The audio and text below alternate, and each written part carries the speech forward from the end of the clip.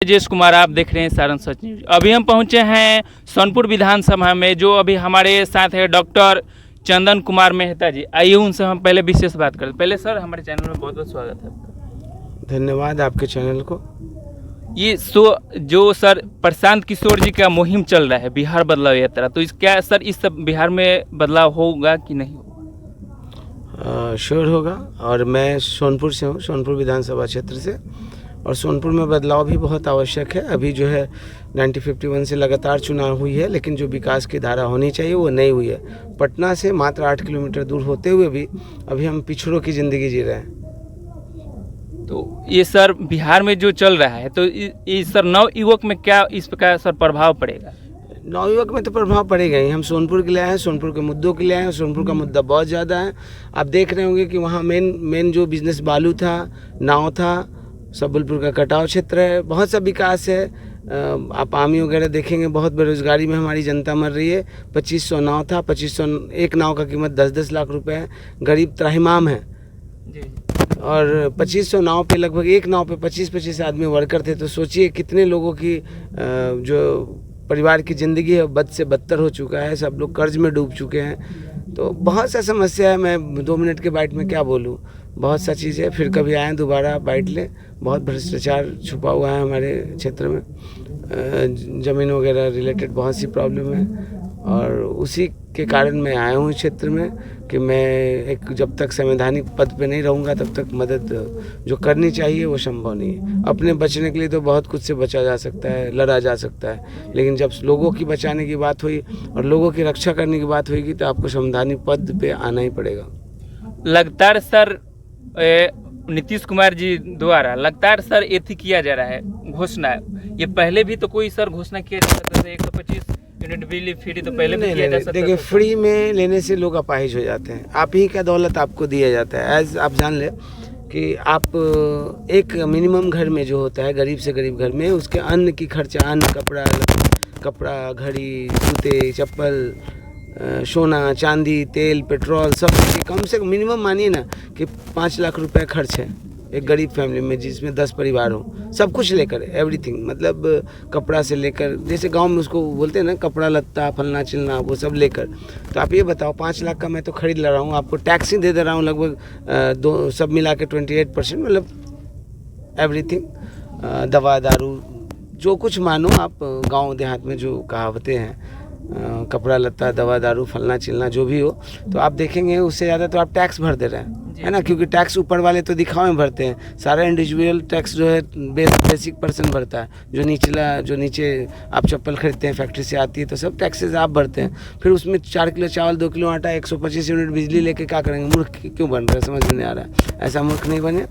वो चुनावी मुद्दा होता है, क्या करें, जो जहाँ का स्थिति होता है, जिस जहाँ का परिवेश होता है, उस तरह की बातें करनी हमारी मजबूरी है। उसी तरह नेताओं की घोषणाएं जो है उस टाइप की मजबूरियाँ होती है, ताकि उससे लोग अट्रैक्टिव हो और उन्हें वोटिंग करें बस। प्रशांत किशोर जी एक परिवार का लाभ चढ़ा है। बताइए, सत्ता में जब नहीं है तो प्रति माह 20,000 रुपया देने का वादा किए। देखो, तो सत्ता में नहीं है, लेकिन विदाउट सत्ता में भी उनकी आईपैक जो कंपनी है, आप देखेंगे जितनी रोजगार दे चुकी है। आप गांव-गांव जाके समझ ले, तब सब आपको समझ में रहेगा। और सत्ता में नहीं है तो ये 100% आप गौर से करें ना। अगर मैं विशेष नहीं बता सकता हूं, लेकिन आप एक गौर करें, जब आप ही हमसे 5 लाख की खरीदारी कर रहे हैं, आप ही का पैसा मेरे पास लगभग 1.5 लाख रुपया साल आ रहा है, तो सोचिए उन बड़े परिवारों का क्या है। जो 20% बड़े परिवार हैं, उनका खर्च महीने का 5 लाख होगा, तो 60 लाख का टैक्स वगैरह अगर जोड़ेंगे सब कुछ लेके तो कितना होगा? अगर उसका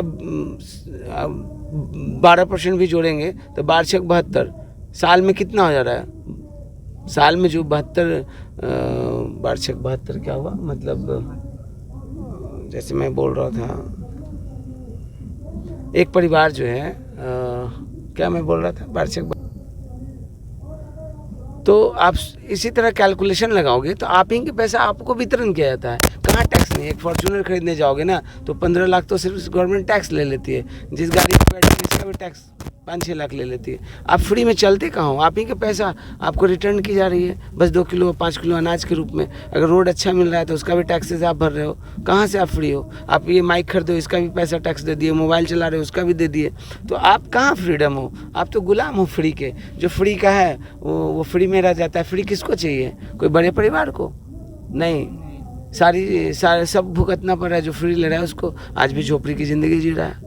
उस पर गौर करो ना। एजुकेशन ठीक नहीं मिल रहा है। आज भी गरीब बच्चे जो है पंखा भी नहीं नसीब है, करकट में पड़ रहा है, मतलब एस्बेस्टस जो होता है उसमें पड़ रहा है, गर्मी में मर रहा है, बारिश में चूड़ा है, ज़मीन पे पड़ रहा है। बहुत सारी समस्या है। 1-2 समस्या में मैं क्या बात करूँ? जस्ट आपने सर जिक्र छेड़ा कि राशन सही से सर उतना ये 4 किलो 5 किलो या 10 किलो दो यार। 4 किलो 5 किलो 10 किलो देने से क्या होगा? सही से मिले ना मिले, that is a simple matter. Matter ये है कि क्यों मिलेगा। आप मुझे मूलभूत सुविधाओं दो ना, राशन की ज़रूरत नहीं है। अगर आप फैक्ट्री दे दोगे, अगर आप काम करने की संरचनाएं बढ़ा दोगे, तो मुझे 2 किलो चावल लेने से 5 किलो चावल लेने से क्या फ़र्क पड़ने वाला है भाई? आप चावल के पीछे क्यों जा रहे हो? आटा के पीछे क्यों जा रहे हो? आप बिजली के पीछे क्यों जा रहे हो? आप जाओ ना, मुझे एजुकेशन सेम चाहिए। आप जाओ ना, मुझे फैक्ट्रियाँ चाहिए। आप जाओ ना, मुझे रोजगार चाहिए। जी बात सही। इस पे जाओ ना। क्या ये 2 किलो अनाज अनाज अनाज अनाज बिजली लगा रखे हो? जी ये तो बात सही। कब तक बिजली खाओगे? कब तक फ्री लोगे? क्या जरूरत है फ्री का यार? इसी तरह तो लोग जनता को बुर्बक बनाया जाता है सर। बुर्बक क्यों बनेगा यार? बुर्बक नहीं बनाया जाता है। देखो एक्चुअली क्या है ना, जो बहुत पढ़े लिखे लोग हैं उनके पास तो बुर्बक बनाने नहीं जाएगा आपके अनुसार।